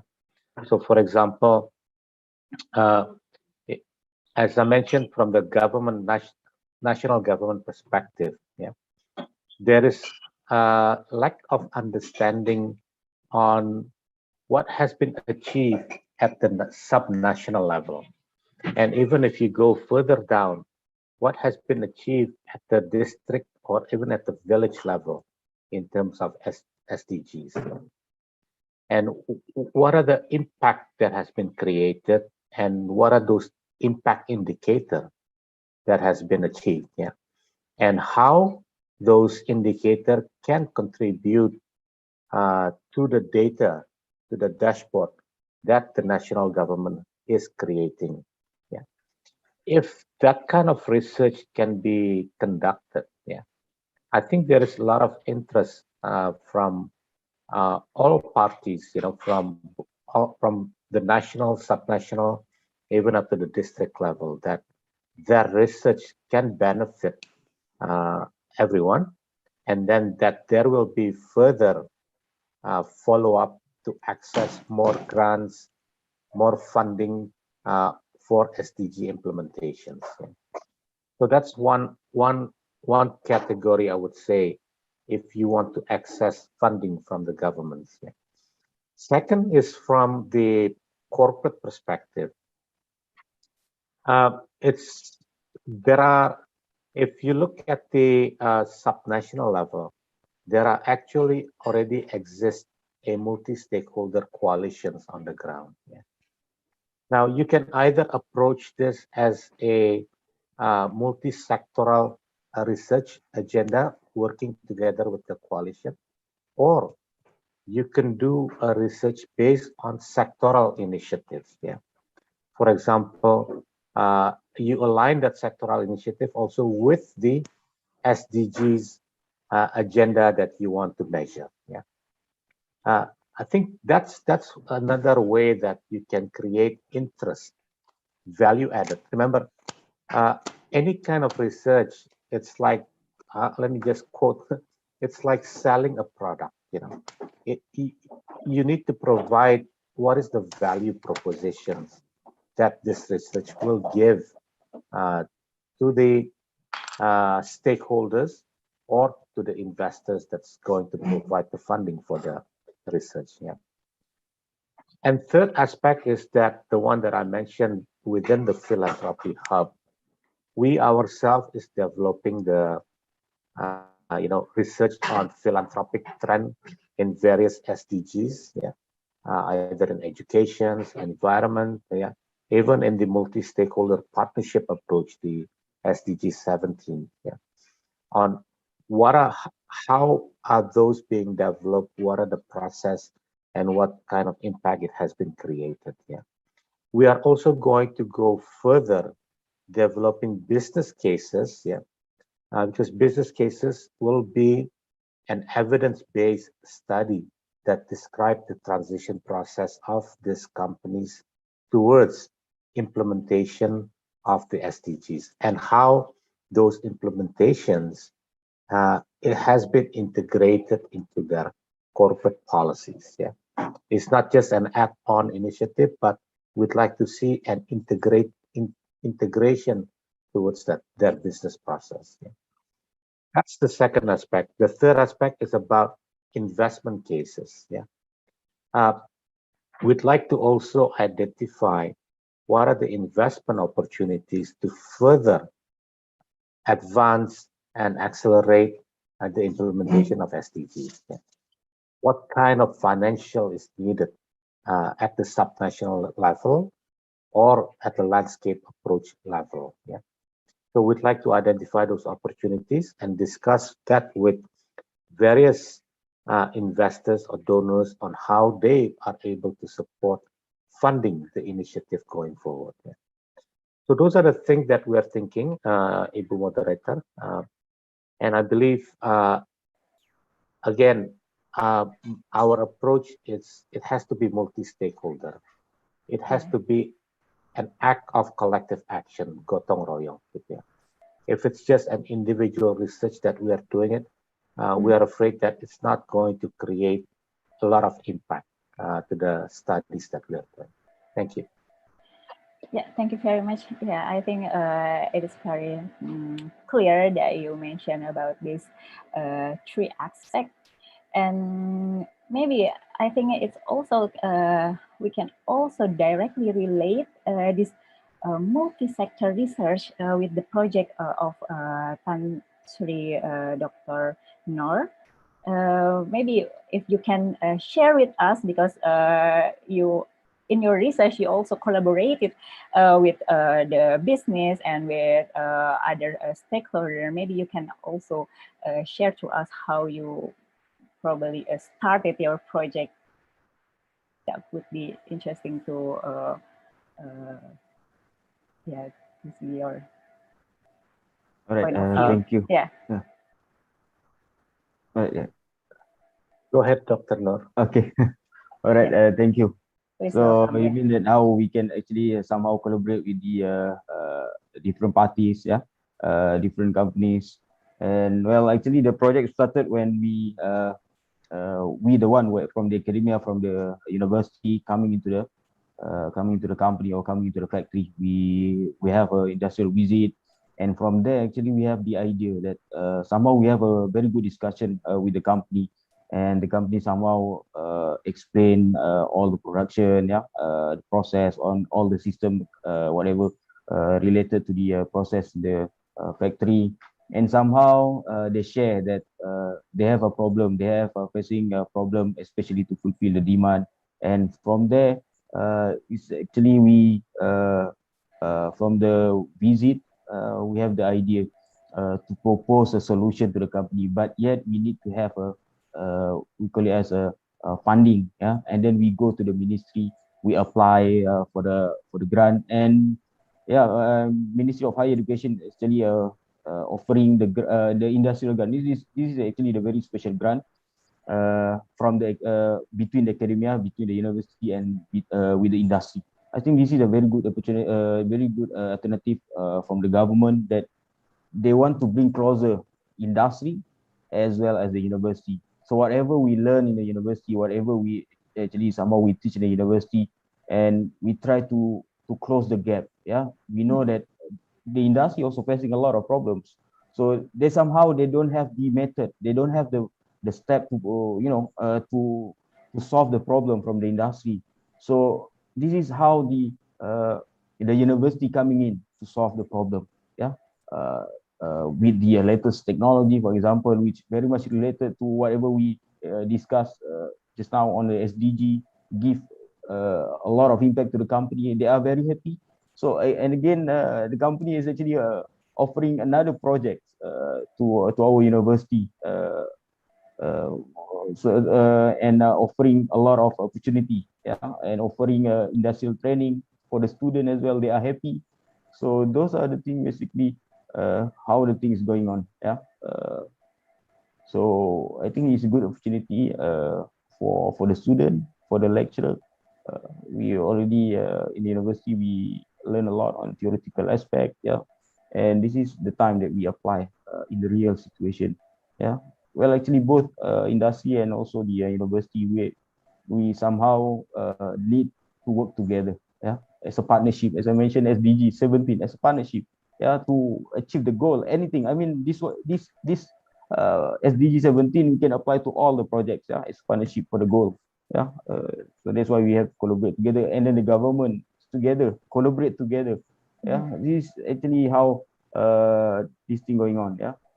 How we live for. I mean, how we collaborate with each other to achieve something on SDG 17 as partnership for the goal. I think Yeah.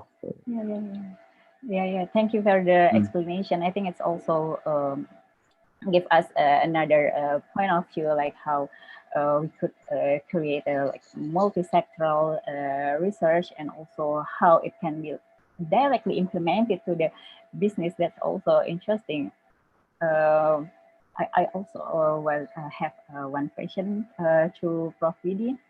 I think before because there is no question from the participant here, so I will ask a question for the Prof. Vidi. Because here I don't have the background in economic. Maybe could you please give us the explanation about what is the green sukuk actually, and like how you can explain it to us about this green sukuk in more specifically. Yes, thank you, Ms. Rara, about green financing in the economic system. Green financing pursuing to the internal rate of return is an indicator of the efficiency level investment in Islamic economic. This is called about profit loss sharing for the calculating the interest rate of an investment and equating it with the current value of the investment based on the calculating of the cash in the future.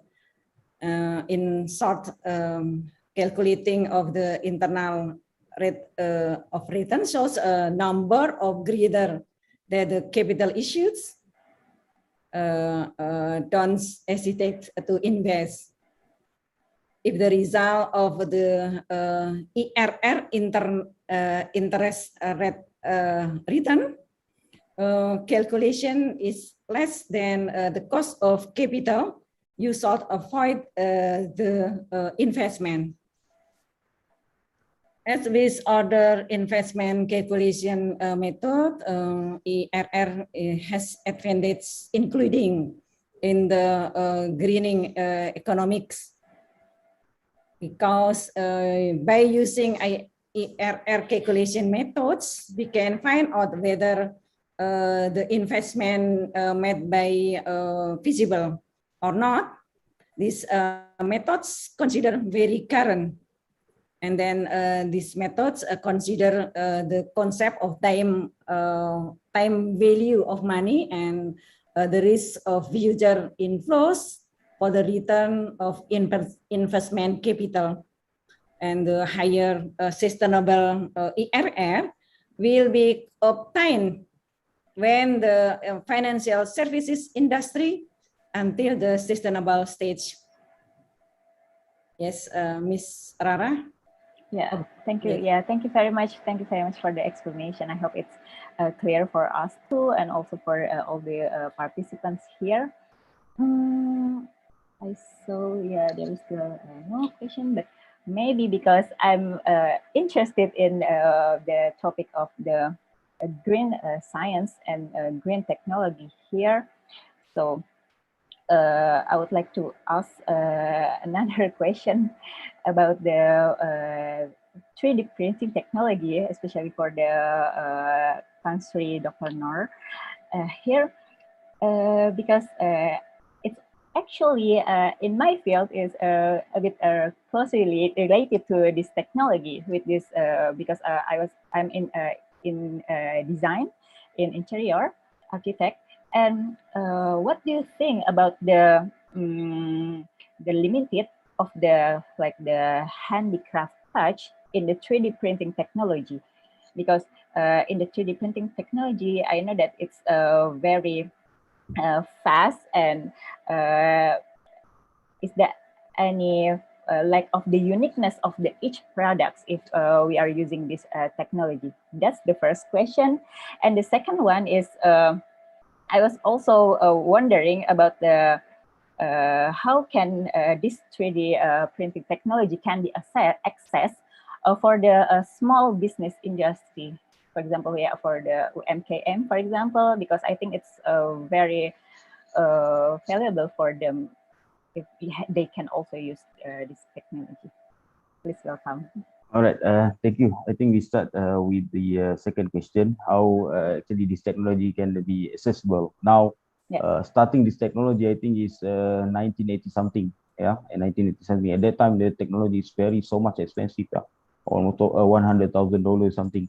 Yeah, but now, if I mention this now, we are using fused deposition modeling, which is a solid base, very affordable. If you see, there are a lot of company actually producing this kind of technology, FDM, fused deposition modeling. You can get within the 2,000 ringgit Malaysia or 3,000 ringgit Malaysia. Yeah, depend on the size.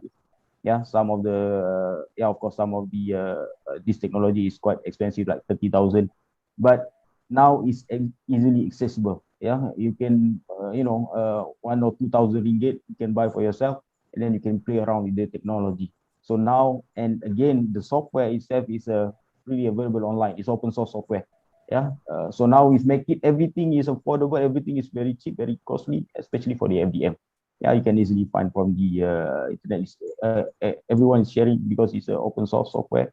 It's just some of the companies actually we have to buy the software, but a lot of actually company now they are sharing the software freely, so that it can reach to the user.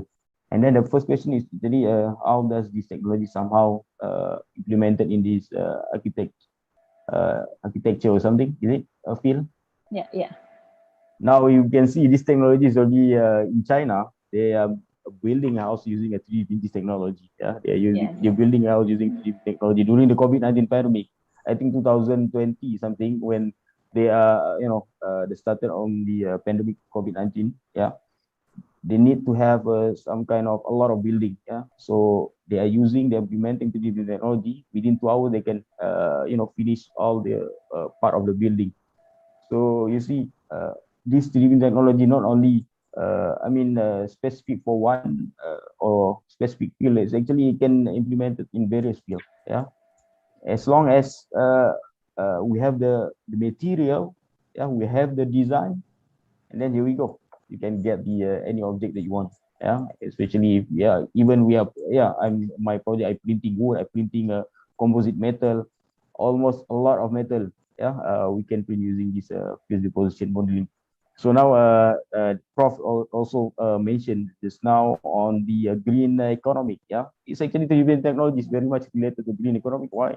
Because we reduce a lot of cost, we reduce a lot of material waste. So this actually contribute to the green economics, where we can reduce the cost and, yeah, eventually can increase the profit for the company. So this is how the SDG actually come into play. It's actually interconnected with each other. When we're talking about technology, of course, as engineer, we need to find a way to reduce the cost, and of course, we want to boost the economics. So this is how the related to the green economics. Yeah, thank you very much. Yeah. I think it's very like broaden our mind now. This technology. I think we should start to learn it. I think in university level, I think a student also has to start learning about this technology, because now it's very cheap and very accessible. Even now we are actually go down to primary and secondary level. We start with the design. We have I think a STEM, science and technology program, where we actually give a problem with the student, and then they try to design, just to give the student actually exposure to the latest technology. So at least when they go to the university, they already some exposure on the previous, in the secondary school, so they will not get any, or at least they get the first exposure from the first primary school or secondary school. Okay, thank you very much. And let me check. Oh yeah, I think this is also because the chat is disabled. I don't think that the participant can ask their question via chat. So maybe the operator, if you can make the chat not disabled, so they can write it down their question if they want to.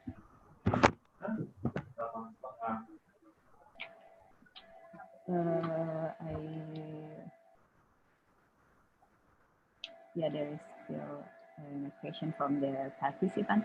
I think it's a very interesting topic from all of the speakers here. And actually, I also still have another question, if you don't mind.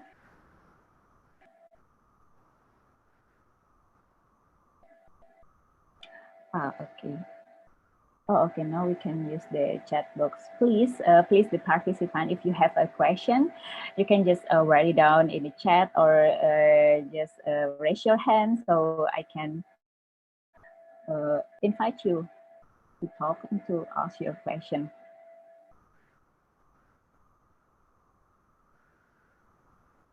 Okay, there is one question from Mr. Zainal Abidin.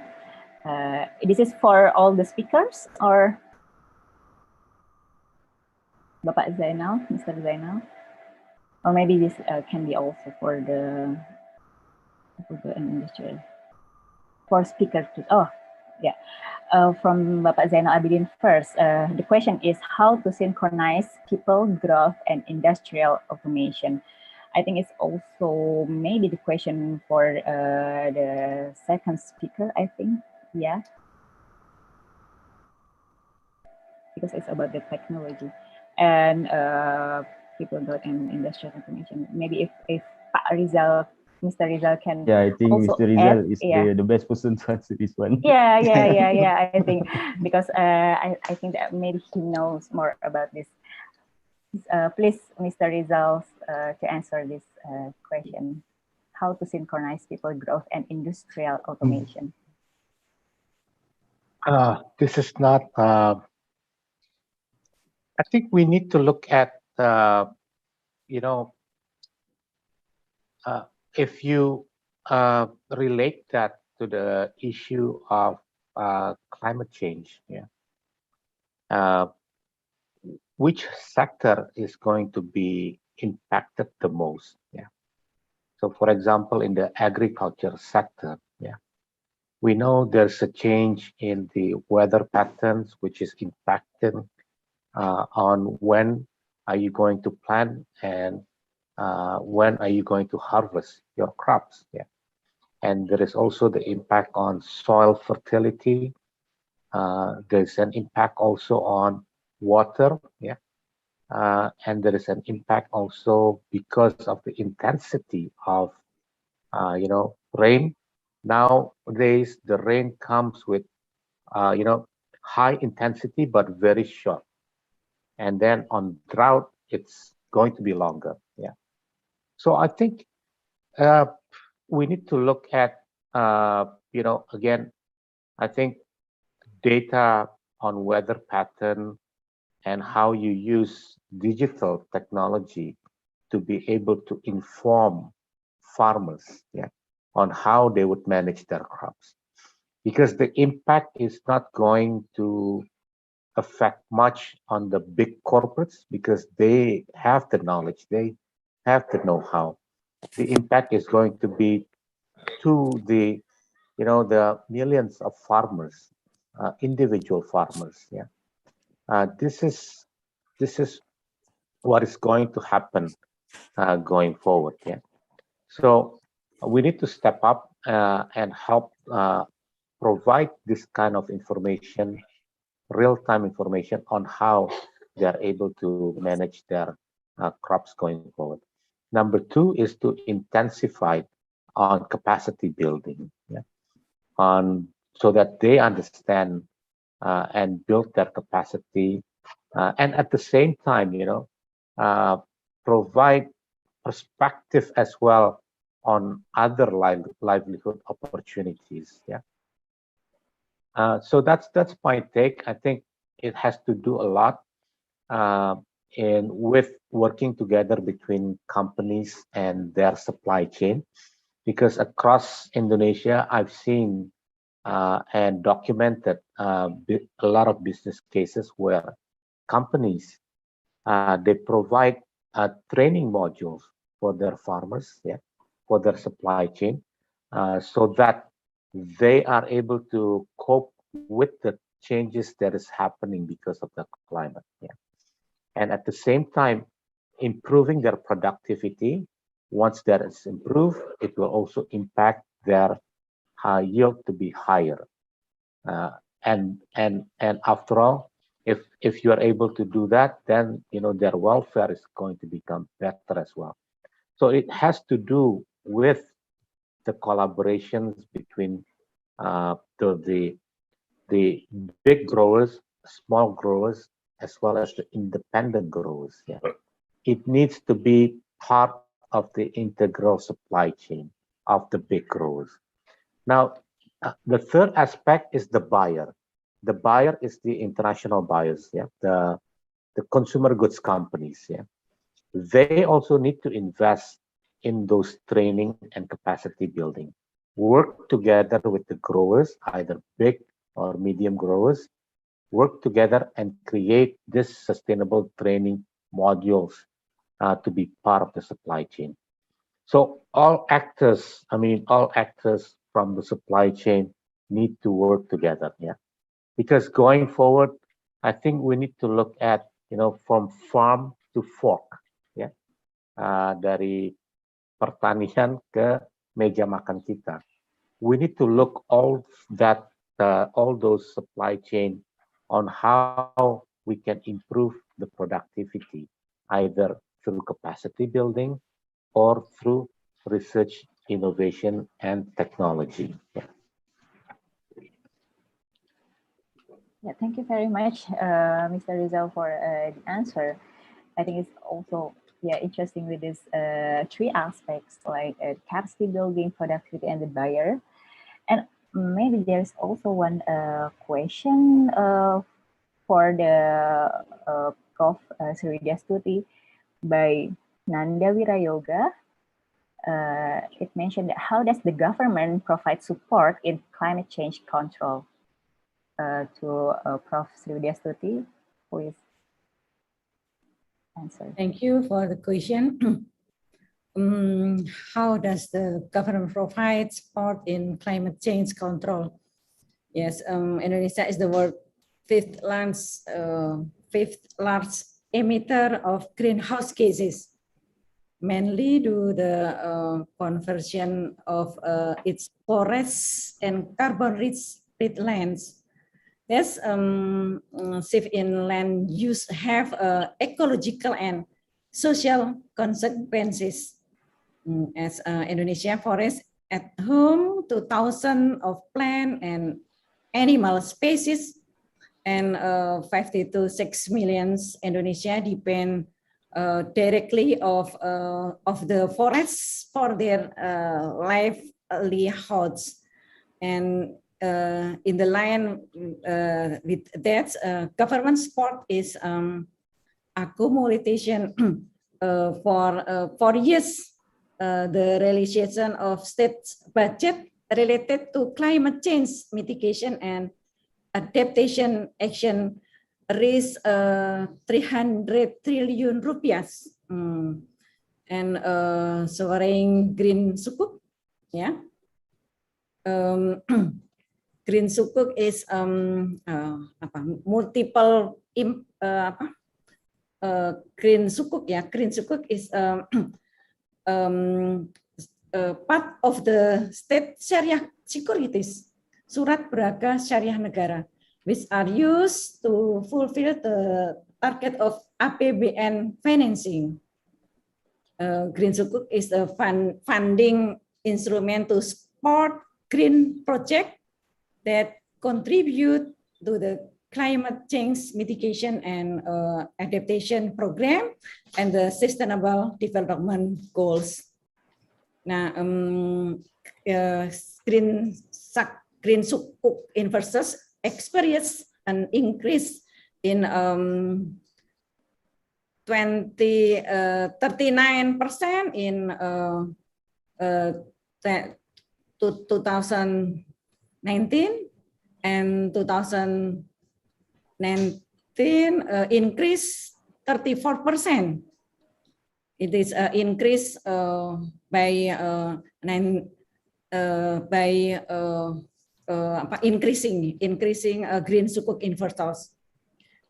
The credibility of Indonesian sukuk really appreciates by investors, meaning they become more confident because we can deliver the impacts report on time, and then support government. It is tax policy to encourage the producer motor vehicles to reducing taxes like tax holidays, tax allowance, value-added tax facility, and PPN-BM for motor vehicles. And then sovereign green sukuk are used to finance green infrastructure project like use a clean technology for power generation, resilience to climate change for disaster-prone areas, sustainable transportation, energy and waste management, sustainable natural resource management, green tourism, green building, and sustainable agriculture. Yes, Ms. Rara. Thank you. Yeah, Thank you very much, Prof. Let me, if Dr. I can add, Yeah, sure. Bu Rara. Yes. I think the government of Indonesia, we need to acknowledge that they have done a lot of work in terms of managing the climate crisis. Yeah. Yes. In terms of the deforestation rate, Indonesia is actually leading globally in terms of reducing deforestations. Yeah. Since 10 years ago, there has been many policy levers that the government has put in place. Yeah. And that the implementation has been very robust and advanced since 5 years ago. Yeah. This has impacted the deforestation rate to go down of about 70% from the level of 10 years ago. Now, Indonesia, among all the other tropical forest countries, Indonesia has the lowest deforestation rate, including also our neighbor, Malaysia, has the lowest deforestation rate globally. Yeah. Number two is that the corporate sector is transitioning towards deforestation-free supply chain as well. Yeah, because they understand that going forward, the demand from consumer countries such as UK, US is going to be more robust towards deforestation-free supply chain. So the corporate sector has capitalized the government policies and then transition towards a more sustainable agriculture sectors. Yeah. And I think the third is that more and more now corporates, CSOs, NGOs are now working together with communities, yeah, to be able to work together to manage the remaining forest and the ecosystem that is attached to the forest. Yeah.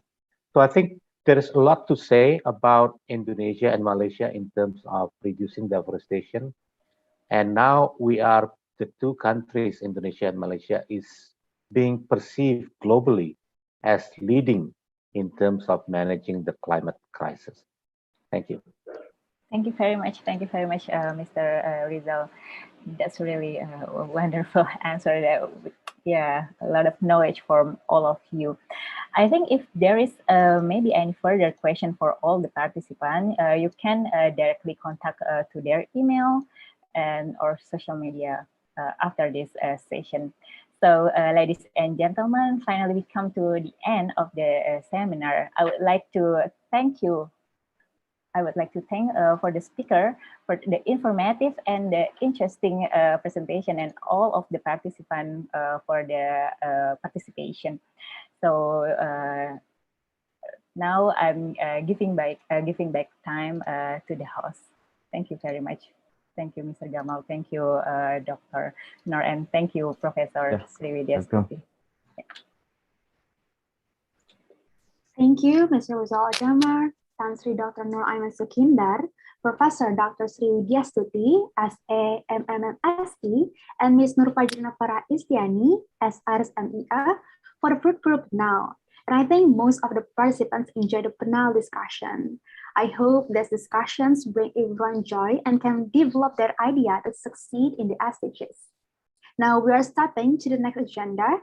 E-certificate assignment will be given by Dr. Syamsur Rizal, SA, MM, and photo session. First, the e-certificate will be given to Mr. Rizal Agamar.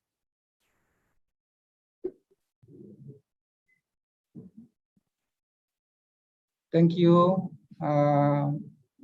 MC Fatmawati Putri, and you to all presenter and share their experience during the webinar activity favorite the Green Campus and the Sustainable Development Goal, and the moderator, of course. Mr. Rizal Algimar, please you accept this digital certificate I have provided you. Thank you for time. Thank you, Bapak. Terima kasih. Okay, thank you, Mr. Rizal Agamar. Now we're stepping to the second one. The certificate will be given to Dantri Dr. Nur Aiman Sukindar.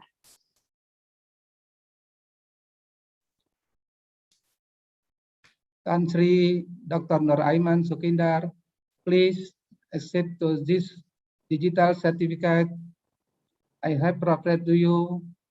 Thank you for your time. All right, thank you. Welcome. Thank you so much for inviting me. Such a great honor. Yeah, thank you. Thank you. Thank you, Dr. Dantri Dr. Nur Aiman Sukindar. Now we move to the third one. The certificate will be given to Professor Dr. Sri Widyastuti, SA, MM, MSc. The last, Prof. Dr. Sri Widyastuti, please accept this digital certificate I have provided you. Thank you for time. Thank you, Mr. Sansurijal. You're welcome. Thank you, Professor. And last but not least, the certificate will be given to Ms. Nurpajana Para Isyani, SR, FEA.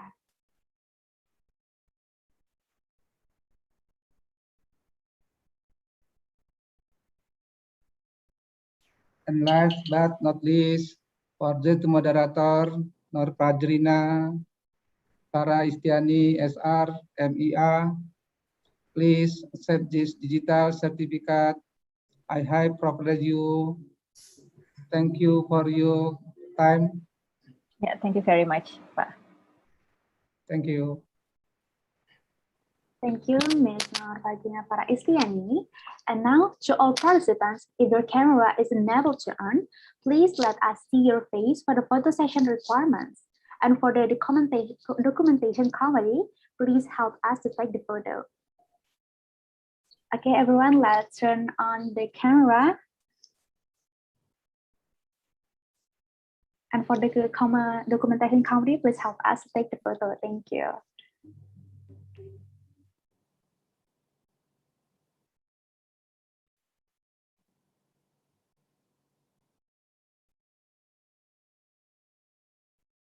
Oh, I think we can make a pose like Sal Pancasila.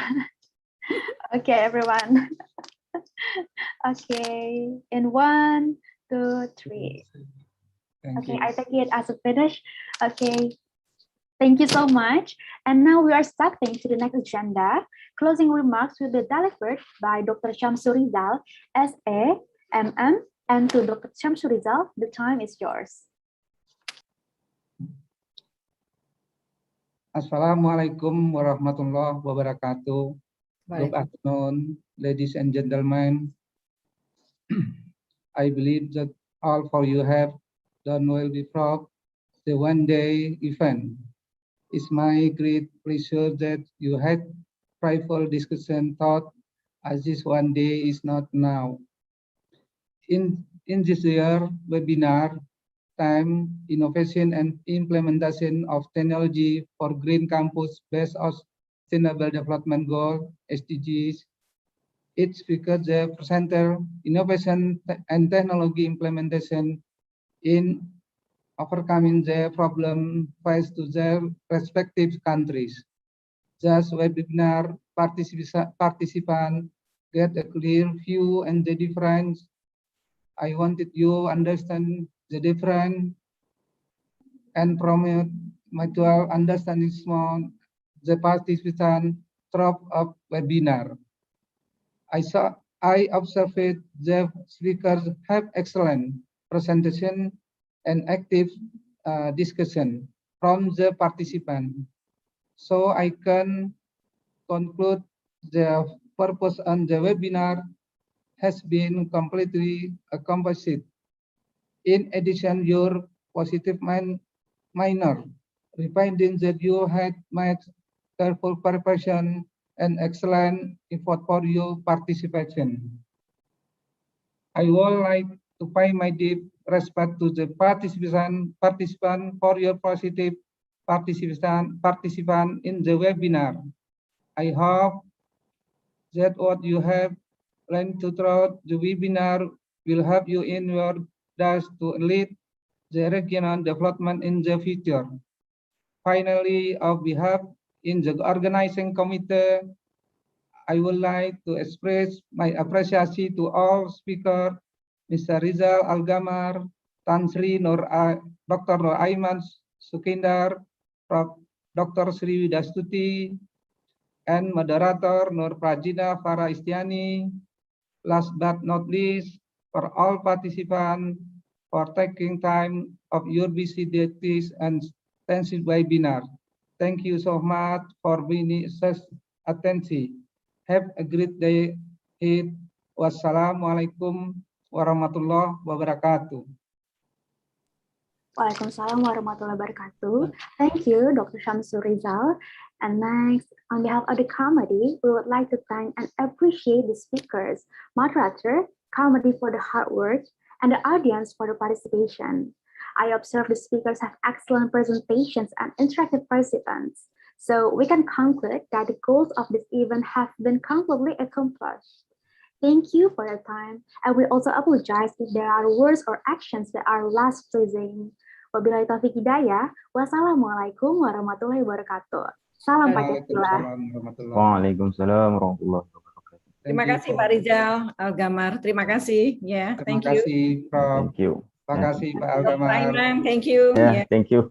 Thank you, Prof. Thank you. Itu Kak Thank you. Imam. Yes, Thank you. thank you. Thank you. Rara, luar biasa Rara. Ya, terima Mas kasih. Terima kasih ya. Makasih banyak. Fatmawati Putri luar biasa. Terima kasih. Terima kasih Bu Cahya, Terima kasih. Pak Hendri, Bu Widi, terima kasih. Bu Bayu, makasih. Ya. Terima kasih Mbak Rara. Terima kasih, Terima kasih Bu. banyak ya. Assalamualaikum. Izin live ya Bapak dan Ibu-ibu. Assalamualaikum warahmatullahi wabarakatuh. Waalaikumsalam warahmatullahi wabarakatuh. Terima kasih banyak, sehat selalu. Amin. Nah, jadi berapa? 220. Wow. Diskon berapa diskon? Pakai aja. Apa, Bang?